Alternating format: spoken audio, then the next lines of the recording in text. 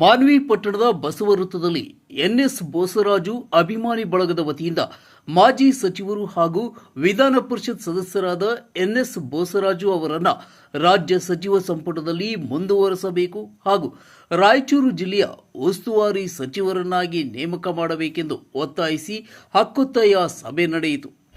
ಸುಮಾರು ವರ್ಷಗಳಿಂದ ಸತತವಾಗಿ ಒಂದು 50-55 ವರ್ಷಗಳ ದಶಕ ಕಾಲ ಅವರು ಕಾಂಗ್ರೆಸ್ ಪಕ್ಷದ ಒಂದು ಜವಾಬ್ದಾರಿಯುವ ಸ್ಥಾನದಲ್ಲಿದ್ದು ಸಾಕಷ್ಟು ಅಭಿವೃದ್ಧಿ ಕೆಲಸಗಳನ್ನು ನಮ್ಮ ರಾಯಚೂರು ಜಿಲ್ಲೆ ಮತ್ತು ನಮ್ಮ ಸಭೆಯಲ್ಲಿ ಮಾತನಾಡಿದ ಪಕ್ಷದ ಹಿರಿಯ ಮುಖಂಡರಾದ ಸೈಯದ್ ಖಾಲಿದ್ ಖಾದ್ರಿ ಅವರು ಎನ್ಎಸ್ ಬೋಸರಾಜು ಅವರು ಸಚಿವರಾಗಿದ್ದ ವೇಳೆ ರಾಯಚೂರು ಜಿಲ್ಲೆಗೆ ಕೋಟ್ಯಾಂತರ ರೂಪಾಯಿ ಅನುದಾನ ತಂದು ಅಭಿವೃದ್ಧಿ ಕಾರ್ಯಗಳಿಗೆ ಚಾಲನೆ ನೀಡಿದ್ದಾರೆ.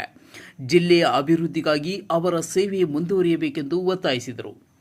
ಪಕ್ಷದ ಮುಖಂಡರಾದ ರಾಜಾ ಸುಭಾಷ್ ಚಂದ್ರ ನಾಯಕ್ ಮಾತನಾಡಿ, ಅಮೃತ 2.0 ಯೋಜನೆ, ಮಾನ್ವಿ ಕೆರೆ ಅಭಿವೃದ್ಧಿ, ರೈತರ ಪರವಾದ ನೀರಾವರಿ ಕಾಮಗಾರಿಗಳು ಸೇರಿದಂತೆ ಹಲವು ಯೋಜನೆಗಳ ಅನುಷ್ಠಾನದಲ್ಲಿ ಬೋಸರಾಜು ಅವರ ಪಾತ್ರ ಮಹತ್ವದ್ದಾಗಿದೆ ಎಂದು ಹೇಳಿದರು.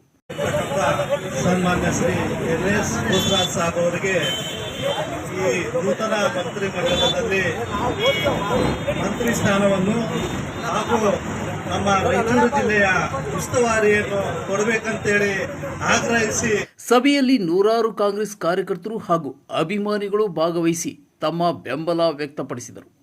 ಸಂಕಲ್ಪವಾಣಿ ನ್ಯೂಸ್, ಮಾನ್ವಿ.